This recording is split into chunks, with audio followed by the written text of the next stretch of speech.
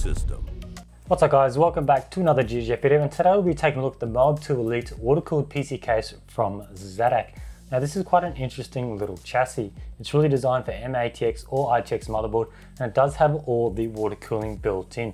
So I don't want to give too much more away. Let's jump in and check it out. You may not have heard of ZADAK before, but I'm sure you've heard of their parent brand, Pacer. ZADAK have been around for a while now and originally started out in the memory department, but they have now moved into SSDs, cooling and cases. ZADAK brings that futuristic high quality approach to their products, and if you have ever owned something from ZADAK, you'll know why, with most of their products consisting of aluminum. And with that brings us on to what we're covering today, the MOAB II Elite Chassis. Now this isn't your regular case, nor a case for everyone. What's special about the MOAB II is the built-in custom water cooling. But they didn't stop there. The MOAB II features plenty of RGB, slide touch power button and built-in water temperature display. But all that comes at a price. The chassis alone costs roughly $1,000 US and have been told the case is intended to be sold through partners only, like a distributor or dealer, and they will assemble it to a full system for the end user, which I'm not too keen on. Being an enthusiast myself, dumping this much money on a case like this and not being able to build it yourself just doesn't seem right. Maybe this will change in the future.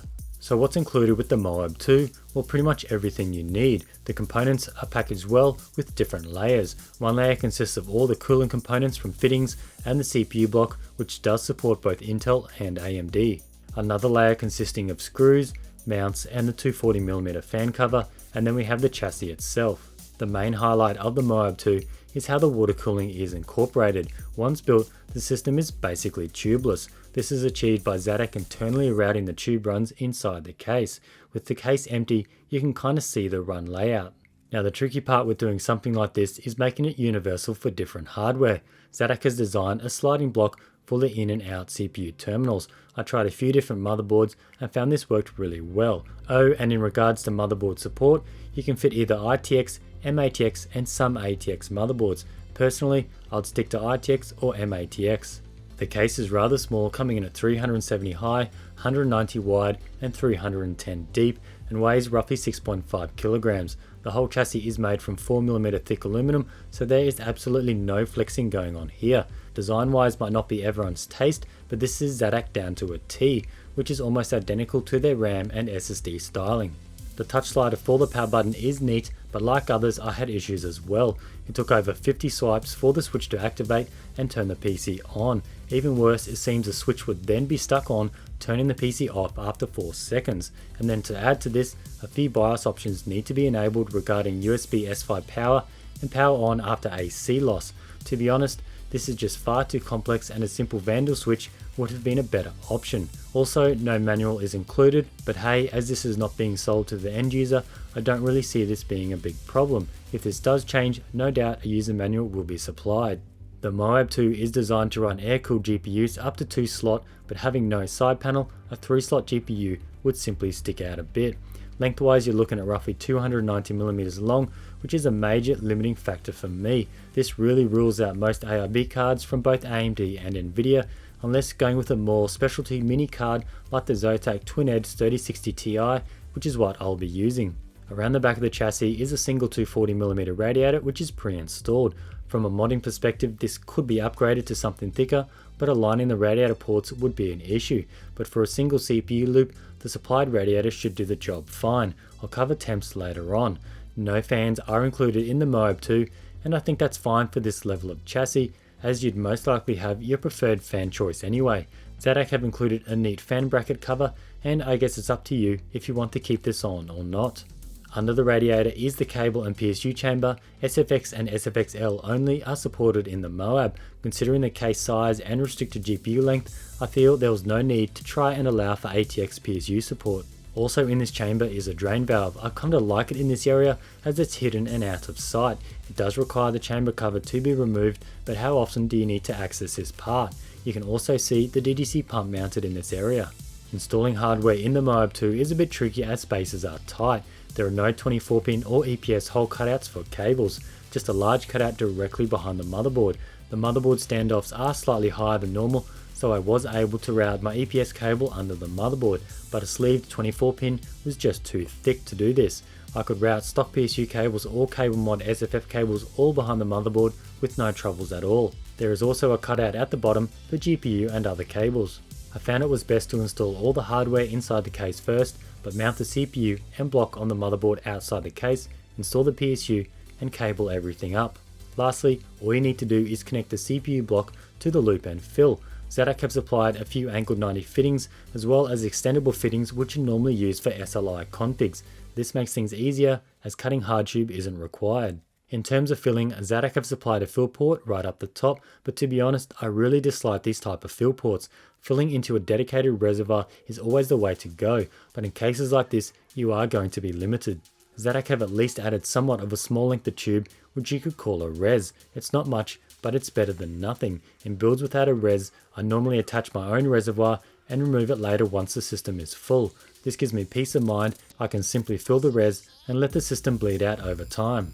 I think for a case of this price, adding a small tube res with an angled 90 would make filling much easier. Also, the pump is powered by a 4-pin PWM fan connector. This makes it difficult to power the pump only without the rest of your system being on. ZADAK should supply a fan to Molex connector and a 24-pin connector for jump starting the pump only. They also note not to run the pump at full speed due to the loop setup, so I can see why they've gone with a 4-pin PWM connector, as this will connect directly to the motherboard. Now that's most of the ins and outs of the MOAB II Elite, and before we wrap this up and check out Temps, let's check out the final build.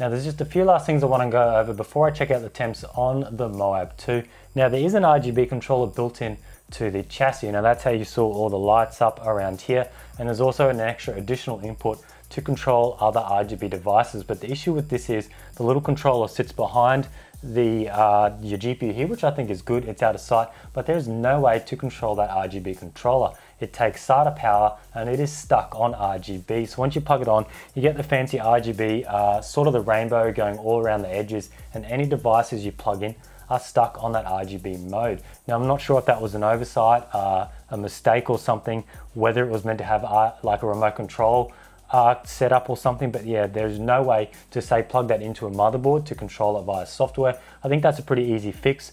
They just need to swap that out for something different. I think it does need to be rectified, because just having the standard RGB going all the way around probably isn't the best way to go. Now you did notice that mine was all blue.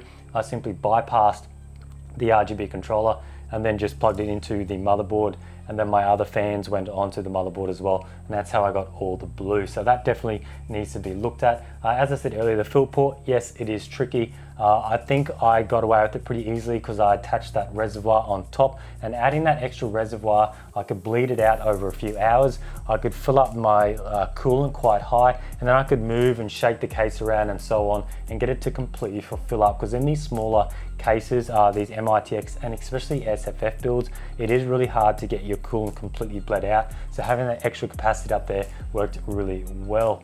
There isn't any storage in this chassis. I don't think that's a huge deal. A lot of people are moving to NVMe drives now, M.2. In saying that, you could probably throw in an SSD in the PSU chamber. You could just stick it somewhere. Definitely no hard drive, 3.5-inch drive support, but I don't think anyone is probably going to utilize that in a chassis like this. All right, now the DDC pump, I did notice it didn't spin it at first. I was advised by ZADAK that be aware of this. When it is screwed in, when they manufacture it, it is a bit tight. Now this isn't so much a specific thing to this chassis. I've had it before where if you do screw in certain pump tops, especially some reservoirs, it can stop the impeller from moving. You just have to back off those few screws slightly, and then it will start spinning, and you can definitely hear for that noise to make sure it is spinning.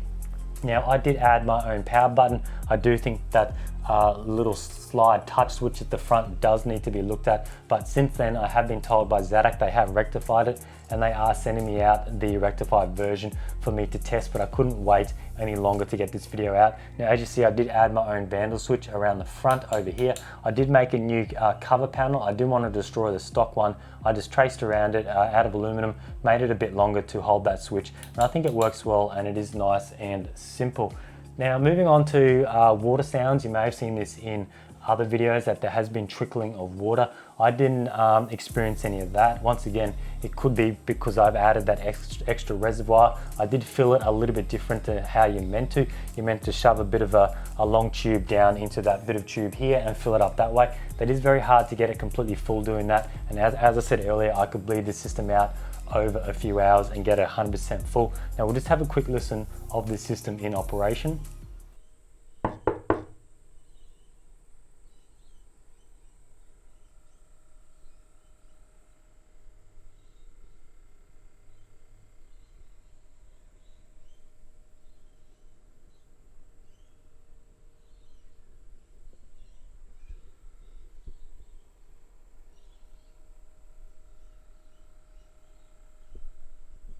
Now, as you can see, there's pretty much no noises out there. You probably heard the fans or the GPU fans making the most noise on this system.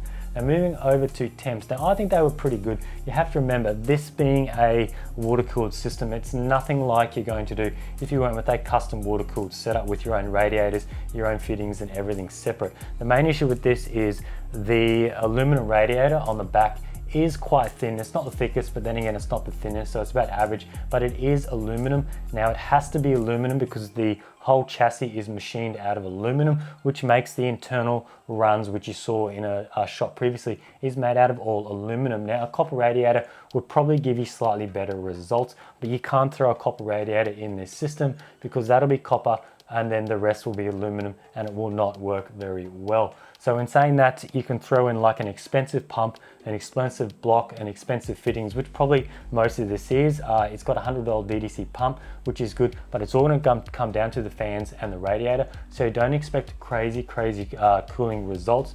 It's pretty much going to be the same as an all-in-one cooler because most of those do use aluminum radiators. And moving on to the Temps, I was running a 3700X, nothing crazy. I wasn't going to throw an i9, something like that. I have excluded the GPU from the testing because it's not in the loop. It's an air-cooled GPU, so I don't think we really need to measure that. And as you can see, it's not in a side, not covered by a side panel. It's just straight on the side, so that'll be the best it can perform. Now, as I said, 3700X was at stock. Now, for Cinebench, I ran that for 5-minute loop, and that maxed out at 77 degrees. Now, Overwatch, I ran at 1440p for 30 minutes, and the CPU maxed out at 63 degrees. ADA 64, now this is a bit more intensive. This was the FPU test, that maxed out at 83 degrees. And that's creeping up there slightly, but you're probably not going to use the system for workloads like that. And then 3D Mark Time Spy, we saw 71 degrees on the CPU. Now, 3D Mark Time Spy, the CPU test does hammer the CPU pretty hard, so 71 degrees wasn't too bad for this system. And also note, the ambient temperatures were 24 degrees while testing all of these. So overall, I was pretty happy with that, and probably what you would expect the same from an all-in-one cooler. Now, you have to remember, this is a $1,000 chassis. Don't expect like $1,000 performance worth of water cooling, mainly because a lot of research and design has gone into this. It's not a case where they're going to be selling hundreds and hundreds of thousands. It's probably going to be a limited edition run, and the materials of this case that make up this case cost quite a bit. Now, some of the last few things, as I said, the materials are very high quality. It is all aluminum. There's basically no plastic. It's a very nice finish, and I'm very happy with this overall clean build. As you saw in the B-roll shots earlier, it is a different, unique looking system. It might be a bit over the top, some of the sharp edges, but that is how ZADAK does their styling. All my cables worked out well. I mentioned earlier the different ways you can route your cables, and really the only cable you can see is the GPU one, which is nice and sleeved. Now, I did end up going with a stock 24-pin cable, just your standard stock black one, your shiny non-sleeved, pretty much because you can't see it. And by doing that, I was able to route it behind the motherboard and then back out the back, then down to the power supply. Whereas if I used a sleeve cable, as I mentioned earlier, sleeve cables are too thick to fit behind the motherboard. I would have had to route it, I don't know where, maybe straight down, and it would have been a little bit messy. Now, my last little gripe with this system or this case is I wish they would make it available for enthusiasts to buy separately. As I mentioned earlier, they are going down the route of going through a dealership or a dealer where you have to get them to make it up for you. You can't just buy the chassis themselves. I think they're a little bit worried that it might be a little bit much for people to just purchase this case and get it up and going, but I think if you're an enthusiast, you'll have no issues with this chassis at all. It comes with everything you need. I think definitely adding that reservoir on for the filling makes it so much easier, and I had a lot of fun building this system. It was enjoyed to build in. I didn't encounter any real issues except for the switch on the front, but these are all things that can be fixed up, the switch, the RGB, and so on. The performance isn't that bad. It's pretty decent, and then with the GPU out of the loop, you don't have to worry about that as well. And just keep in mind that the GPU length is also limited. You will need to go with a slightly smaller card as well. But yeah, that's pretty much it for this video. I want to thank ZADAK for sending this out to check out, and I want to thank you guys for watching.